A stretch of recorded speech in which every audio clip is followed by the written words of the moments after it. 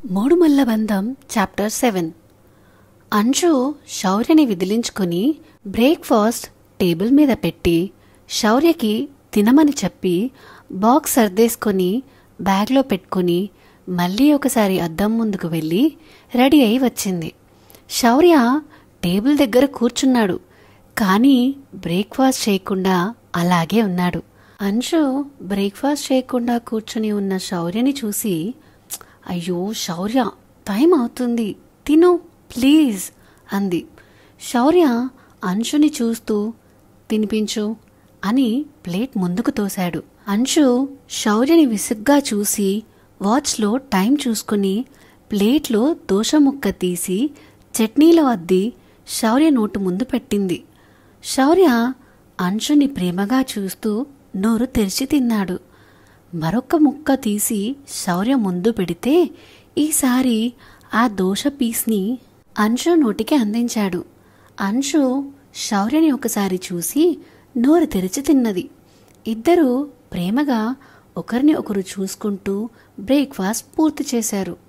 Anshu table మీద clean చేసి, శౌర్య నేను వెళ్తాను, డోర్ లాక్ చేసి ఆంటీ వాళ్ళకి కీ ఇచ్చేయి అంది. శౌర్య, నువ్వు లేకుండా ఇంట్లో ఉండి నేనేం చేయాలి? ఈ ఇంట్లో ఉండాలనే సరదా నాకేం లేదు, నీకోసమే ఇంట్లో ఉంటున్నా అని అంశు వైపు చూసి బయటకు నడిచాడు. అంశు డోర్ లాక్ చేస్తూ కోపంగా ఉన్న శౌర్యని చూసి కదిలించాలి అంటేనే భయం వేసింది అంశుకి. శౌర్య వెనక్కి తిరిగి కార్ కీస్ పట్టుకుని అంశుని చూస్తూ ఉన్నాడు. అంశు డోర్ లాక్ చేసి బ్యాగ్లో వేసుకుని ముందుకు అడుగులు వేస్తూ చూస్తుంది. ఓనర్ ఆంటీ మంచం మీద ఒడియాలు పెడుతూ కనిపించింది. చుట్టూ ఆడవాళ్లు ముచ్చటగా కబుర్లు జోకులు చెప్పుకుంటూ నవ్వుకుంటున్నారు. అది చూసి ఓనర్ ఆంటీ వైపు అడుగులు వేసి, ఆంటీ వడియాలు ఇలా పెడతారా? నేనెప్పుడు చూడలేదు అంది. ఓనర్ ఆంటీ, అంశు కోటికి వెళ్తున్నావా అంది. అంశు అవునా ఆంటీ అంది. అప్పుడే శౌర్య బ్లాక్ సూట్లో గాగుల్స్ పెట్టుకుని అంశు వెనకే అడుగులు వేస్తూ వస్తున్నాడు.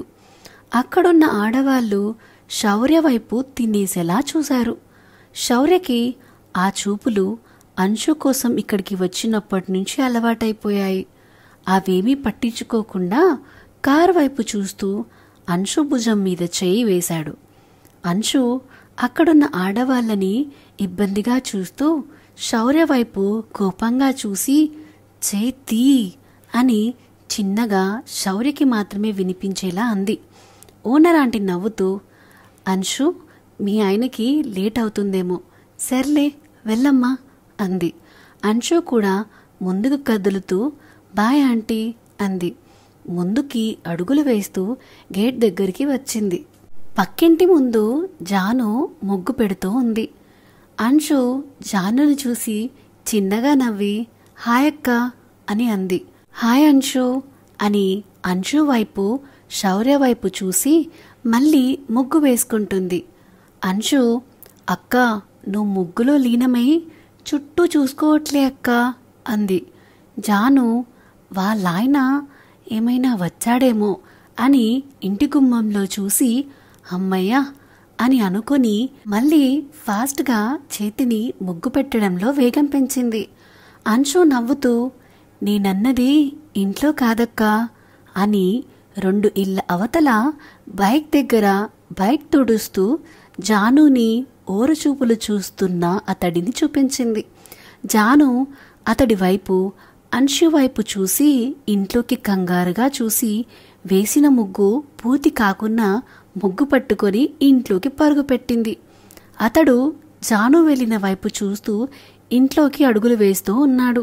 శౌర్య ఇదంతా చూసి చిన్నగా నవ్వుకుని వెళ్ళి కార్ స్టార్ట్ చేస్తాడు.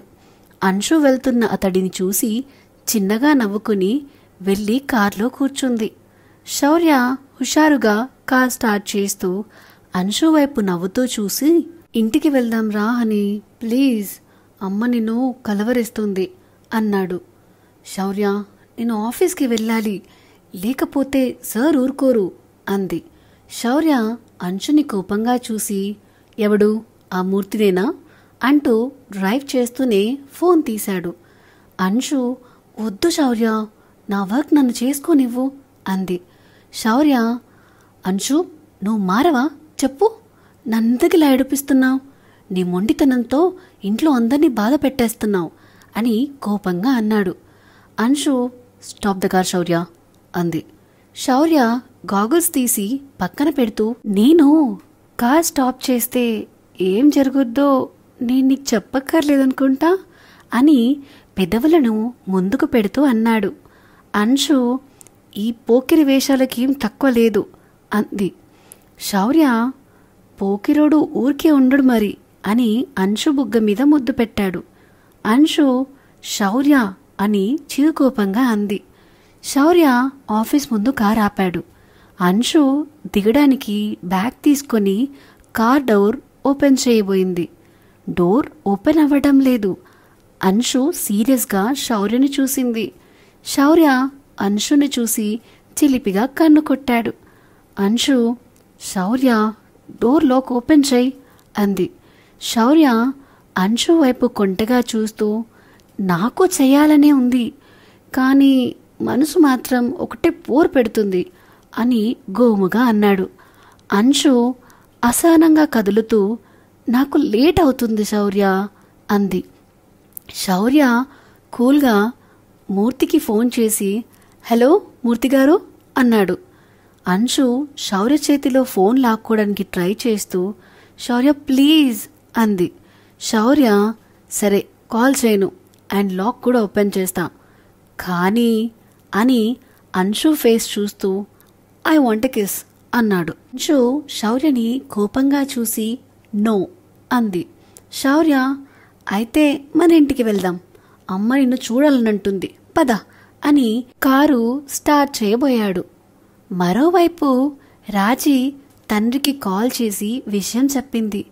తండ్రి ఒక నిమిషం ఆలోచించి, సరే నేను ఆలోచించి చెప్తా అన్నాడు. రాజీ అదే మాట అత్తగారికి చెప్పింది. రాజీ అత్తగారికి ఈ మాట చెప్పింది కానీ ఆలోచనలో ఉంది. ఇంట్లో అత్తగారు ప్రవర్తన వివేక్ ప్రవర్తన అర్థం కాక అత్తగారు చిన్నగా పావులు కదపటం మొదలుపెట్టారు. వివేక్కి లేనిపోని ఆలోచనలు కలిగిస్తుంది. వివేక్ తల్లి మాటలు పూర్తిగా తలకెక్కించుకున్నాడు. వివేక్ కొన్ని రోజులు లీవ్ పెట్టి ఇంటికి వచ్చి రాజీని ఇబ్బంది పెట్టడం స్టార్ట్ చేశాడు. రాజీ వివేక్ మాటలకి అత్తగారి మాటలకి చాలా బాధపడుతూ ఏడుస్తుంది. ఇక ఒకరోజు వివేక్ ఖచ్చితంగా చెప్పేశాడు, పొలం అమ్ముకుని డబ్బులు తెస్తేనే ఇంటికి రా, లేకపోతే వద్దు అని. రాజీ పుట్టింటికి వెళ్ళింది. తల్లి తండ్రికి చెప్పింది. రాజీ తండ్రి పెద్దనాన్న రాజీని తీసుకుని అత్తారింటికి వచ్చి, పొలం అమ్మి డబ్బులు ఇస్తాం, కొద్దిగా టైం కావాలి అని పొలం మీద వచ్చిన కౌల డబ్బులు తీసి రాజీ అత్తగారి చేతిలో పెట్టి రాజీని అత్తారింట్లో దించి వెళ్ళాడు. వివేక్ కూడా రాజీని ప్రేమగానే చూసుకున్నాడు. మళ్ళీ ఆఫీస్ వర్క్ మీద వెళ్ళాడు. అలా ఒక నెల రోజులు బాగానే గడిచింది. ఒకరోజు వివేక్ జాబ్ మానేసి పూర్తిగా ఇంటికి వచ్చేశాడు. వివేక్కి తల్లి కూడా సపోర్ట్గా ఉంటూ ఉంది. వివేక్ రోజు పొలానికి వెళ్ళడం, పొలం పనులు చేసుకుని ఇంటికి రావడం, ఇంట్లో రాజీతో గొడవ పడడం ఇది రోజు జరుగుతుంది. వివేక్, మీ పుట్టింటికి వెళ్ళి పొలం సంగతి తేల్చు అన్నాడు. ఈసారి రాజీ పుట్టింటికి వెళ్ళను అని ససేమీరా చెప్పేసింది.